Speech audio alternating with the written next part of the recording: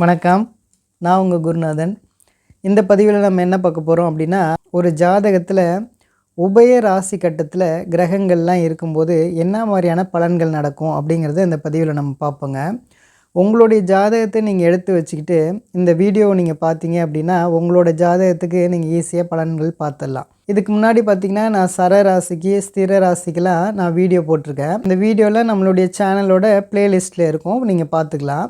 இப்போது உபய ராசி கட்டத்தில் கிரகங்கள்லாம் இருக்கும்போது என்ன மாதிரி பலன்கள் நடக்கும் அப்படிங்கிறத பார்த்துடலாம். பொதுவாக உபய ராசினா எது அப்படின்னா மிதுனம், கன்னி, தனுசு, மீனம் இது எல்லாமே உபய ராசிங்க.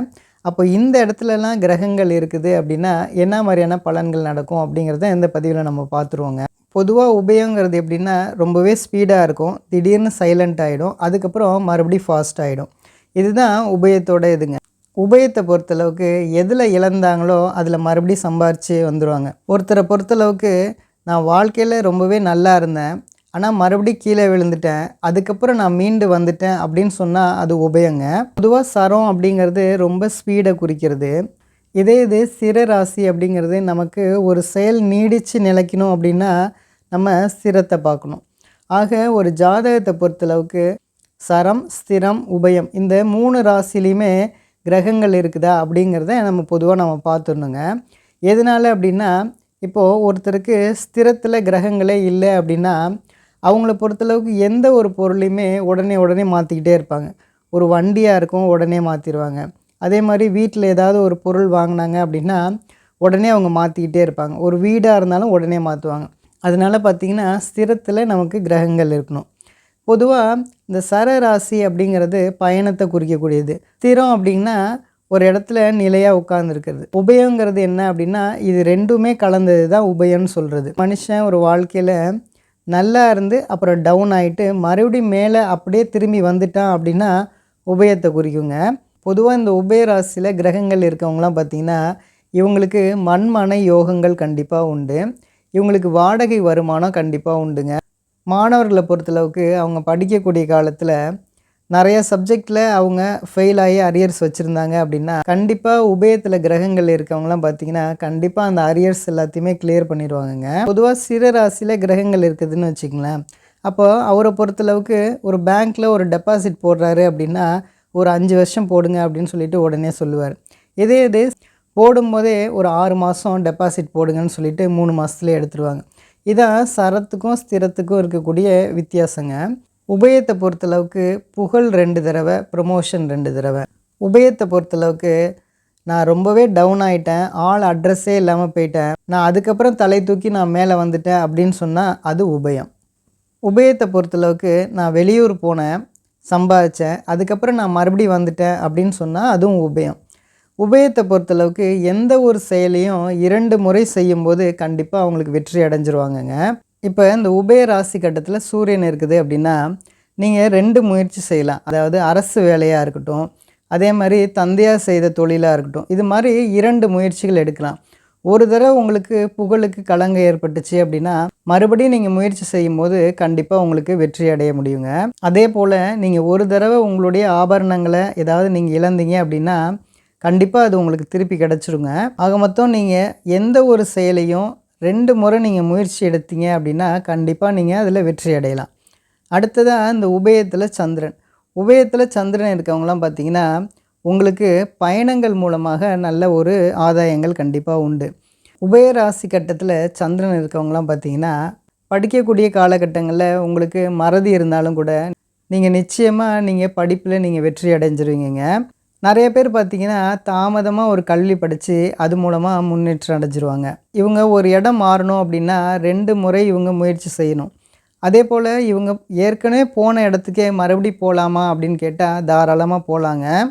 இப்போ ஒரு இடத்துக்கு ரொம்ப லாங்கு போயிட்டு வந்திருப்பாங்க, அதாவது ஒரு 100 கிலோமீட்ரு 50 கிலோமீட்ரு போயிட்டு வந்திருந்தாலும் கூட உபயத்தில் சந்திரன் இருக்கவங்களாம் பார்த்திங்கன்னா மறுபடியும் அவங்க வந்ததுக்கு பிறகு நம்ம எங்கேயா கிளம்பலாமா அப்படின்னு கேட்டால் உடனே கிளம்பிடுவாங்க. பயணத்துக்கு கொஞ்சம் கூட அஞ்சவே மாட்டாங்க. பயணங்கள் மூலமாக ஜெயிச்சிருவாங்க. அதே மாதிரி பயணத்தில் இருக்கும்போது நிறைய விதமான சிந்தனைகளில் இருப்பாங்க. சந்திரனுங்கிறது தேய்மான கிரகம், அதனால இவங்களுக்கு ஏமாற்றங்கள்னு வந்தாலும் 2 முறை இவங்களுக்கு ஏமாற்றங்கள் இருக்குங்க. இப்போ உபயத்தில் புதன். இப்போ உபயத்தில் புதன் இருக்கவங்களாம் பார்த்திங்கன்னா இவங்க வெளியூரில் ஒரு கல்வி படிக்கிறது, இடம் மாறி ஒரு கல்வி படிக்கிறதுலாம் இந்த உபயத்தில் புதன் இருக்கும். இவங்களுக்கு நண்பர்களால் ஒரு முறை இவங்களுக்கு ஏமாற்றம் இருக்கும். இந்த தடவை நண்பர்களால் இவங்களுக்கு முன்னேற்றம் அடைஞ்சிருவாங்க. இவங்கள பொறுத்தளவுக்கு எழுத்து துறையில் மிகப்பெரிய புகழ் அடைஞ்சிருவாங்க. அதே மாதிரி அக்கௌண்ட்ஸ் துறையில் ரொம்பவே சிறந்து விளங்குவாங்க. இவங்கள பொறுத்தளவுக்கு விளம்பர தொழிலாக இருக்கட்டும், மீடியா துறையிலலாம் இவங்களுக்கு மிகப்பெரிய வளர்ச்சி இருக்குங்க. அடுத்ததாக உபயத்தில் செவ்வாய். உபயத்தில் செவ்வாய் இருக்கவங்களாம் பார்த்திங்கன்னா இவங்களுக்கு கண்டிப்பாக சொந்த வீடு உண்டுங்க. இவங்க ஒரு ப்ராப்பர்ட்டியை முதல்ல பார்ப்பாங்க. ஆனால் அதுக்கப்புறம் ஒரு அடுத்த ப்ராப்பர்ட்டியை இவங்க புக் பண்ணிடுவாங்க.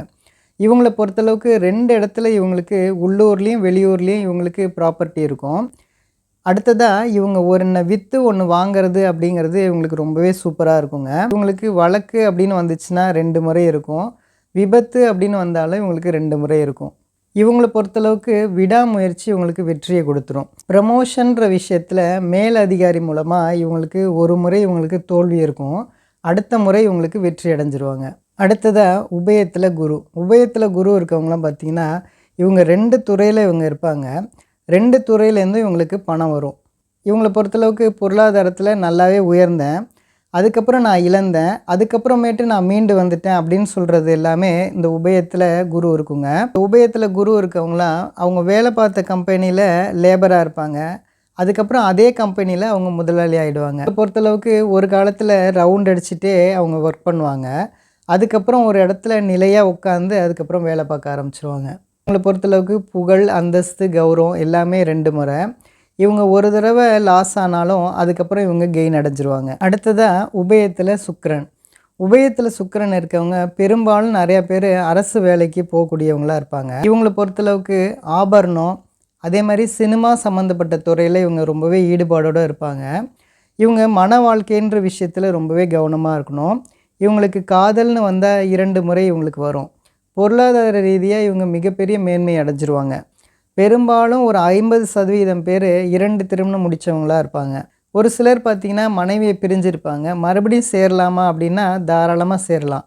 அடுத்ததாக உபயத்தில் சனி. உபயத்தில் சனி இருக்கவங்களாம் பார்த்திங்கன்னா நிறைய பேர் வெளியூரில் தொழில் செஞ்சவங்களாக இருப்பாங்க. 2 இடத்துல தொழில் செஞ்சவங்களாகவும் இருப்பாங்க. ஒரு முறை பார்த்திங்கன்னா இவங்க லேபராக இருப்பாங்க. அதுக்கப்புறம் இவங்க முதலாளியாகவும் இருப்பாங்க. நிறைய பேர் பார்த்திங்கன்னா அனுபவப்பட்டதை நான் செஞ்சேன், வாரிசு தொழிலை நான் செஞ்சேன் அப்படின்னு சொல்கிறவங்க எல்லாமே உபயத்தில் சனி இருக்குங்க. இந்த உபயத்தில் சனி இருக்கவங்களாம் ஒரு முறை ஒரு தொழிலை செஞ்சு அதை நிப்பாட்டிட்டு மறுபடியும் அதை நான் ஸ்டார்ட் பண்ணி செய்யலாமா அப்படின்னா தாராளமாக செய்யலாங்க. ஒரு தொழிலை நான் விட்டுட்டேன், மறுபடியும் நான் அதை எடுத்து செய்கிறேன் அப்படின்னா உபயத்தில் சனி இருக்குங்க. அடுத்ததாக உபயத்தில் ராகு. உபயத்தில் ராகு இருக்கவங்களாம் வெளிநாட்டு பயணம், வெளியூர் பயணம் அப்படிங்கிறதுக்கெலாம் ரொம்பவே நல்லதுங்க. அதே மாதிரி வட்டி தொழில் பண்ணக்கூடியவங்களுக்கு உபயத்தில் ராகு இருக்குங்க. நான் வேலைக்காக இடம் மாறினேன், வீடு மாறினேன், அதுக்கப்புறம் மறுபடியும் நான் திரும்பி வந்துட்டேன் அப்படின்னா உபயத்தில் ராகு இருக்குங்க. அடுத்ததாக உபயத்தில் கேது. உபயத்தில் கேது இருக்கவங்களாம் நல்ல ஆன்மீகம் வரும். இவங்கள பொறுத்தளவுக்கு ரெக்கார்டு சம்மந்தப்பட்ட பிரச்சனை இவங்களுக்கு வரும். ரொம்பவே கவனமாக இருக்கணும். இவங்கள பொறுத்தளவுக்கு தடைப்பட்ட ஒரு கல்வி கண்டிப்பாக உண்டு. ஆனால் மறுபடியும் அதை ஒரு கேப் விட்டுட்டு அதுக்கப்புறம் படித்து முடிச்சுருவாங்க. உபயத்தில் கேது இருக்கவங்களாம் பின் வாழ்க்கையில் இவங்க ரொம்பவே ஞானத்தோடையும் மோட்ச சிந்தனையோடையும் இருப்பாங்க. ஆக மொத்தம் பார்த்திங்கன்னா நான் உபயத்தில் என்னென்ன கிரகங்கள் இருந்துச்சுன்னா என்ன மாதிரியான பலன்கள் நடக்கும் அப்படிங்கிறத நான் அந்த பதிவில் சொல்லியிருக்கேங்க. நம்புங்க, எல்லாமே நல்லதே நடக்குங்க. நன்றி, நன்றி, நன்றி.